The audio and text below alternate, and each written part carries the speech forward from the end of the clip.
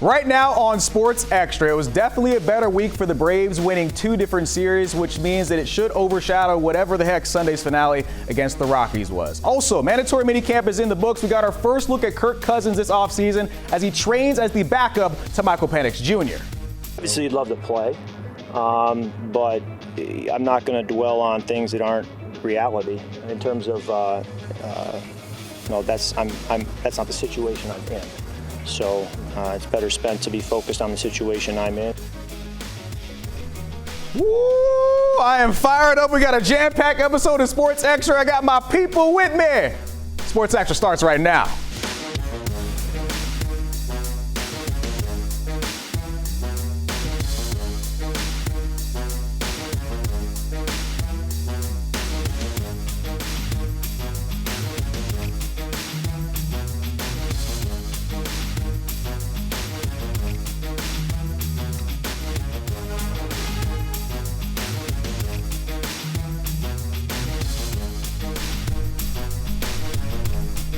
Welcome in, everybody. Welcome to Sports Extra. I'm Reggie Chatman. Happy Sunday and happy Father's Day to all the fathers and father figures out there. I'm Reggie Chatman alongside a couple of fellow non-dads. That was basically the only reason I was able to call y'all. We had to find people that didn't have kids to be able to come into the set today. So I thank you both for coming in. My first question as we start the show is, did you guys call your dads yet, or where are we at on that? Yes, I have my dad on my show on 92.9 The Game. We talked a little baseball, had a little father-son bonding time. Look at that. Well done. So I talked to my dad in person just like a couple days ago, so I just texted.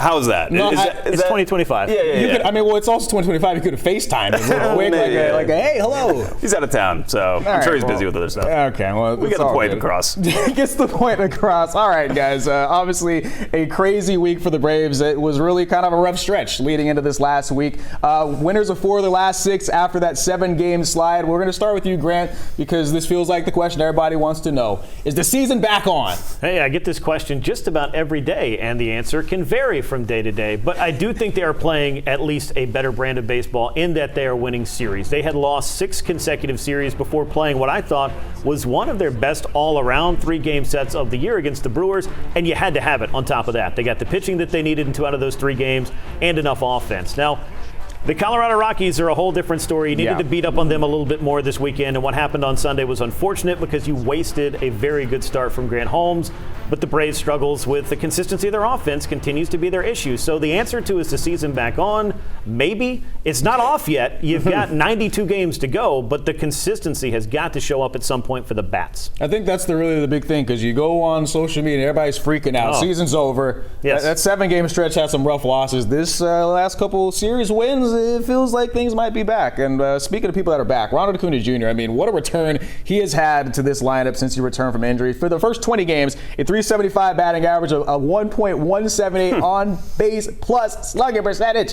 He's already launched 7 home runs. Is it too late for Ronald to be an all-star this year with only a couple of games, really about a month left until all-star break? Not at all. Not just because of these numbers that he's putting up, but because he is just a major star in not just for the Braves organization, but just in Major League Baseball. He's an attraction that everybody wants to see, and that's why that's what the All-Star Game is all about, is these attractions, and nobody will put on a bigger show than Ronald Acuna Jr. And I got to say, I was a little bit just worried about how productive he was going to be coming back off the injury. Obviously, last time he came off that season-ending injury, took him a little bit longer to get going, and it couldn't have come at a better time for the Braves because they need this offense that he's providing so much. They're only 2-28 in games where they score 3 runs or less. Obviously, in that situation, you're not going to have a winning record, but to be only 2-28 in that situation is tough. Hopefully, Ronald Acuna can help continue to give this offense a little bit of boost and get more so that you have fewer than 30 games so far this season with only 3 runs or less. The 2 losses that they had over these last 2 series, they both just scored 1 run, and that's not going to win you a whole lot of games in Major League Baseball. They are actually averaging just over 5 runs a game over this last span. They had 12 runs versus Colorado a little bit earlier in the series. Grant, what's the deal with the bats, man? I feel like it's the question everybody wants to try and figure out. They have all the talent on the roster. Why is it not clicking still? Well, as Joe said, getting Ronald Acuna Jr. back, that was going to be hopefully a boost for this club. But if you look at the record since he came back in these 21 games now that he has played, it is pretty much the opposite of the direction that you thought they would be going when you get a star player like that back. Now, it's more than one guy. I can't say that enough. What he's doing is impressive, but you've got to get more from Austin Riley, from Matt Olson, from Marcell Ozuna, Michael Harris, Ozzie Albies, Sean Murphy. If this sounds like a hit list of all-stars, it's because it is. Yeah. And you've just got to get more consistently out of them. They've had some peaks and valleys, but you've just got to get more consistency, and I don't know what the answer to that is. And I've heard Brian Snitker try to answer this question time and time again over the last couple of years. But individually, they've got to make some adjustments so that collectively they can be more productive, and the sooner the better. Joe, what do you say to the people that feel like, we got to pull the plug on this, man? Clearly, these guys can't hit anymore. They're all washed. Well, I mean, like, you just listen to what Grant said, the names that you just rallied off. Like, these are quality baseball players, and it feels like they can kind of turn it on at any moment's notice, that these guys can just start turning it around. I really want to kind of piggyback on what you were saying, Grant. I remember back when I was covering the team day to day in 2019 through 2021, it was really the bottom of the order that was really galvanizing for that offense overall. Mm-hmm. When you had guys like Dansby Swanson and even Ozzie Albies at the time hitting in the bottom of that order and really providing production, that's what changes an offense from being one that's kind of hit or miss in a given game to one that is consistently being able to produce. And that's the kind of offense this Braves team is going to need, given the hole they've dug themselves in. Well, look, they've got a massive series coming up against the Mets, which we'll talk about in a second. But they moved Chris Sale from starting, which would have been today, to that series because obviously it's a big one. He was able to snap that 7-game losing streak when he started on Monday. Chris Sale, I think, is it too far to say that he has to be the reason that this team turns around, if anybody? I mean, you need somebody that's a veteran to be that stopper, and I think Chris Sale has gone out time and time again with the Braves either facing the prospect of losing a series or in a slide, and he's just gone out there, and it's 7 innings of 1-run ball with 10 or 11 strikeouts. He's doing everything he can, and I think that obviously that lays the foundation for it, but I still will not put it on just one player. But Chris Sale, if you hear him talk about it, his expectation is, I'm going to go out there and stop that streak. So you can't ask for someone with a better mindset than Chris Sale, and also a pretty good skill set to befuddle an opposing lineup and give your team a chance to win. 11 strikeouts in that last start. He was really feeling it. The team actually combined for 19 strikeouts in the game on Saturday, which was a franchise high. And then, of course, Sunday, Grant Holmes has what was really an incredible performance that they ended up losing. What's the bigger deal here, Joe? The fact that Grant Holmes pitched really, really well, or that the Braves got blown out actually in the end? Well, I mean, ultimately, I think the biggest deal is the Braves were able to just get back on track just in terms of the wins this week and then against Colorado. I was talking to a friend actually going into this Colorado series, and I said, it feels like, for this offense to turn around, sometimes it feels like you need one of those games where you break down for 10 or 12 runs, and that just so happened to be exactly what happened in that series opener. And so you hope that can kind of continue on. It's unfortunate what happened for Grant today, Grant Holmes, I should say, considering me too. I had to talk about it. I know it was bad for you too, but I mean, I think that if you get those kinds of performances over, you got to hope that it's going to turn out better rather than worse. 15 strikeouts. Yeah. 15 strikeouts. Crazy. He's on a pretty good list with John Smoltz, Spencer Strider, and Warren Spahn as Braves pitchers with 15 or more strikeouts in a single game. You wouldn't have expected to see Grant Holmes there, but there he is because he's been quality for this club. Good player so far, at least in spots like that, right? Yep. I think the question now is, where does the team go from here now? A massive upcoming stretch here where they're playing a lot of division foes, a really big opportunity to try and get themselves back into the chase. If they really want to do it, it feels like it has to be now, right? How big is this Mets series? I mean, the Braves are 31-39 through 70 games now as of taking 2 out of 3 from the Rockies. So you look at a 13-game stretch that includes 7 games against the New York Mets, beginning with 3 at Truist Park, then 3 games in Miami, then 4 games in New York, and then if that wasn't enough, 3 more games with the Phillies before you're done with this month. So 13 games. If they want to climb back towards 500, they really need to go 10-3 over this stretch. Can they do that as currently constructed? That remains to be seen. But if they get the pitching, they've been in these games. That's the crazy thing about it. They've played 28 one-run games. They have lost 19 of those this year. So you're talking about a swing of roughly 10 runs that is the difference between the Braves being 8 games under and potentially 8 games over. That is how razor thin the margin has been for the Braves in close games. They just haven't been able to get it done. Joe, really quickly, do you think that Braves fans should feel like this is the stretch where they can actually do it? Yeah. They need to. Well, can they? Exactly. I think at least you have an opportunity right now against these teams that you need to be able to get yourself back into this thing. Ultimately, will they? I mean, I don't know. I don't have a crystal ball, but these are the games you need in front of you if you want to be able to start to scratch and claw your way back to the top. All righty. Well, Grant, we'll see you back here in a second for Grant's Game Changers, but Joe, stick around here. We got coming up. We're talking about mandatory minicamp. It's all over as we look forward to training camp, our takeaways from minicamp. All that and more after the commercial break. All right, welcome back to Sports Extra. I'm Reggie Chatman. Joe Patrick's still alongside me, which means I've decided to take the liberty to name this entire segment Joe's Journey, because Joe will be taking us around the Atlanta landscape, because I'm just going to ask a bunch of questions about a bunch of random stuff, but we'll start with the Falcons. How about that, right? It's the biggest news in Flowery Branch. Minicamp is in the books. A lot of expectations on this team, plenty of storylines and new faces. We'll get to Kirk Cousins and that whole deal in a second, but you were up there in the warmth.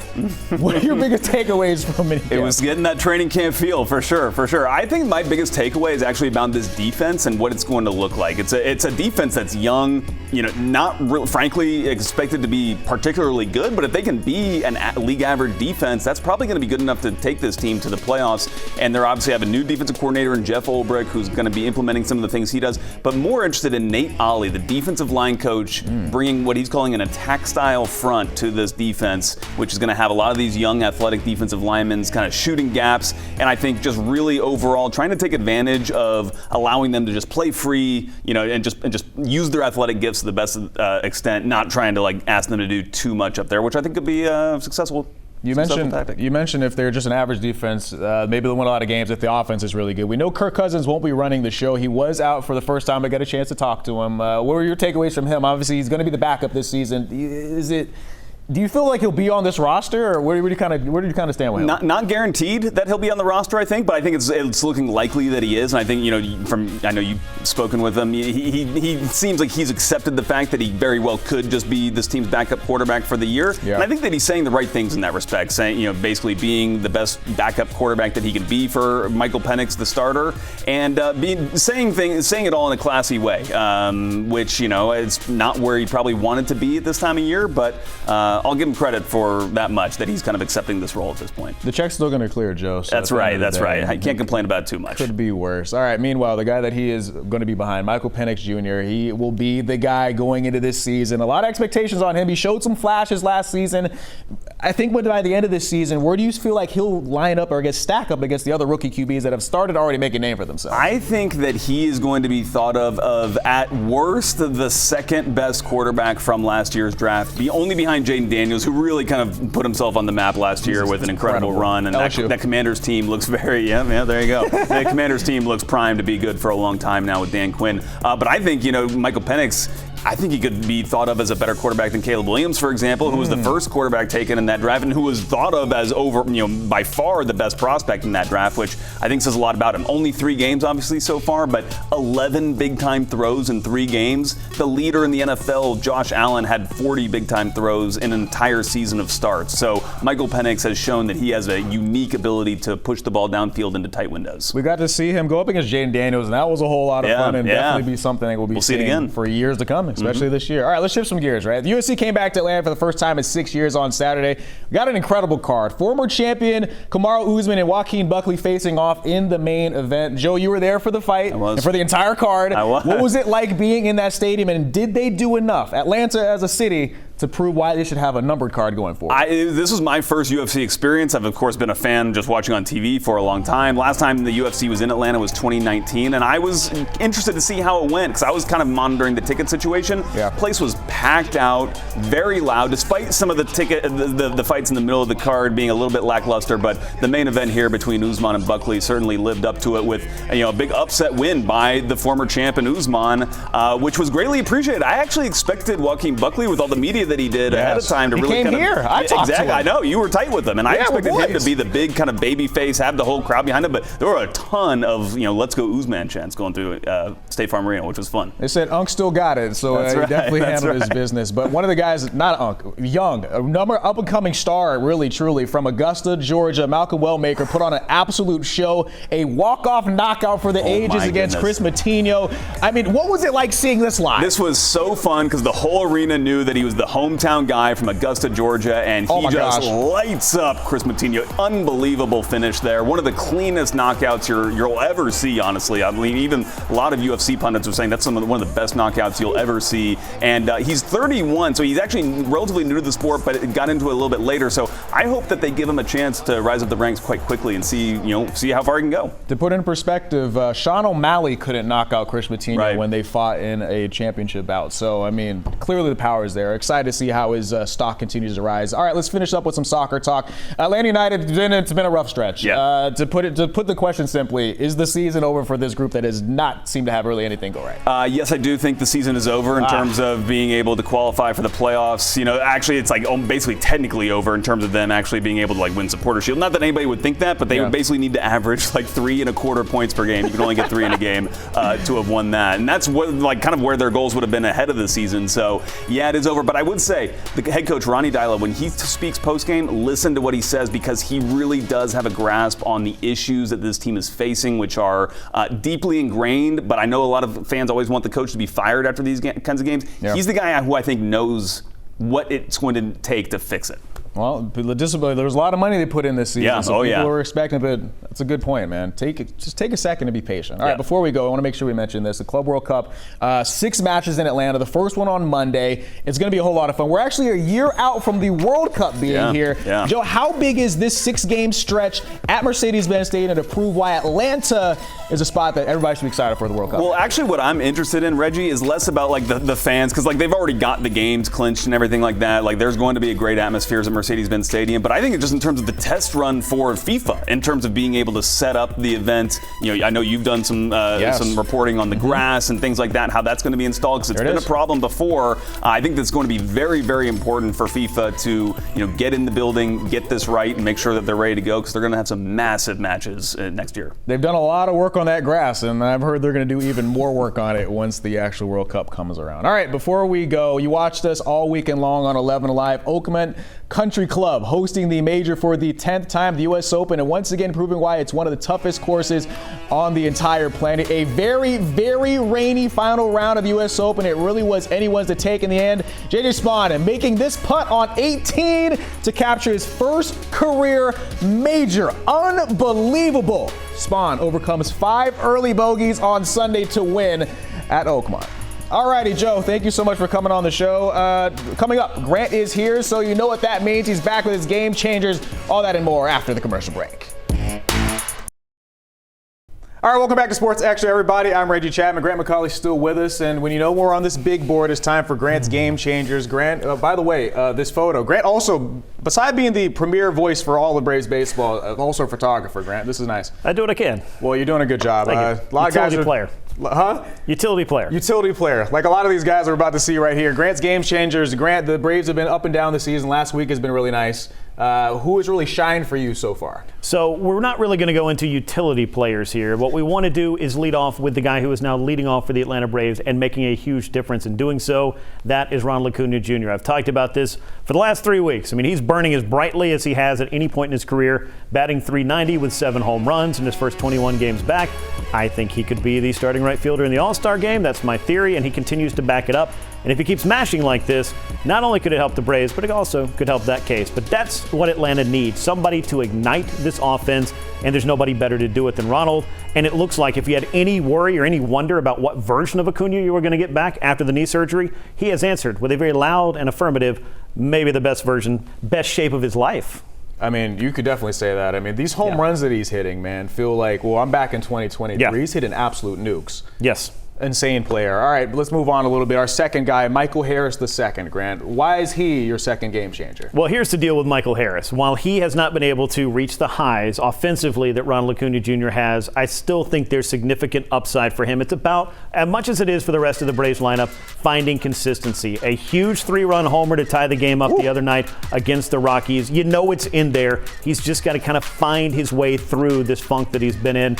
I think he's going to be an impact guy moving forward. He's been a slow starter in the past, and he's played some of his best baseball in the season's second half. And if he wants to start a little bit earlier, I don't think the Braves would mind. Grant, I got to ask you, I was on a radio show. They asked me, is it maybe time to move on from Michael Harris? Did they pay him too much too early? What do you say to those radio heads? You should not go on that radio show again. Alrighty. No, you don't sell low on 24-year-old premium defenders with a plus bat that might just be going through a little bit of a lull. That's what I said. I said, look, he brings that bat. He brings the defensive glove as well. I mean, that's always going to work. All right, your third game changer, Grant. Who should be looking out for you? We got to talk about the pitching, and the Braves have Spencer and Spencer. It's not a law firm. It's not an 80s TV show. It is two premier right-handed pitchers, and this guy, Spencer Schwellenbach, is pitching some of the best baseball of his young career. He has 35 strikeouts in his last 4 starts. He had 35 punch-outs in the previous 8. He kind of wondered if he was maybe going through that sophomore slump thing, but no, he's made the adjustments. His complete game against the Brewers, I think it's evidence that this guy is a big-time pitcher who can step up against good teams when the Braves need him to. That's kind of what he made his living on last year as well. So he needs to continue to do that, and the Braves need as much as they can get from him and from the next guy we're going to talk about, because the pitching is the foundation for what this club has done thus far and will do going forward. I think my favorite moment from him this season, his birthday, he started hitting 99 and 100 just because he said he was feeling good coming out of the right arm. Why not? Man. Why not do it? All right, speaking of guys that can really pump up the MPH, Spencer Strider, what a guy. Yeah, and we needed to see a little bit more as far as the velocity is concerned to feel like Spencer was getting back to being himself, and he answered big time against the Colorado Rockies. Yes, I know it's the Rockies, but 13 strikeouts and 6 scoreless innings, easily his best start. It looked like vintage Spencer Strider from 2023. He needed to make that progression. He was up average fastball velocity, a full mile per hour over his previous start.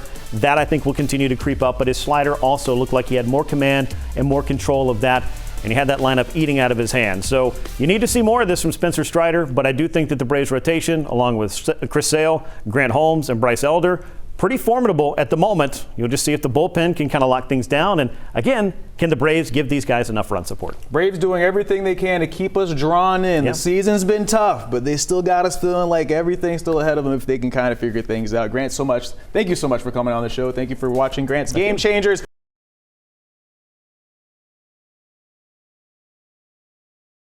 Welcome back to Sports Extra. It's Reggie's Agenda, and Reggie's agenda is the fact that dads are just awesome. Happy Father's Day to all the dads out there, including my dad, Reginald Chatman Sr. I also want to give a shout out to Kevin Smedley, the father of our producer, Megan, as well as our director, OC's father, OC Sr. What a legend. Happy Father's Day to all the dads out there. We'll see you guys next week on Sports Extra.